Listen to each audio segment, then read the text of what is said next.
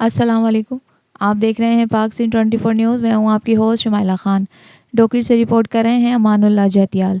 गांव करानी में नौजवान इत्तेहाद करानी की जानिब से सिंध की सकाफत अजक टोपी दिन बड़े जोश व जज्बे के साथ मनाया गया। इस मौके पर एक पुरवकार तकरीब का इनेकाद किया गया, जिसमें समाजी वर्कर लियाकत अली मीरानी, बशीर अहमद खोकर, इमाम बख्श बगियो, जमील अहमद बगियो और पाक सिंह 24 न्यूज़ ज़िला लाड़काना के रिपोर्टर अमानुल्लाह जहतियाल, कैमरामैन अली मुराद अबड़ो ने शिरकत की। नौजवान इत्तेहाद करानी के सुहेल अहमद बगियो, बिलावल बगियो, मकसूद बगियो, वहीद बगियो की जानिब से तकरीब में आए हुए मेहमानों को सिंध की सकाफत अजरक पहनाई गई।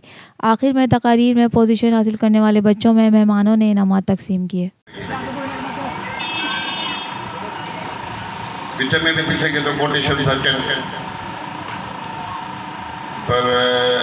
I'm really very happy to see such तमाम गैरतमंद सच्चे फर्जमंद के अस्सलाम वालेकुम।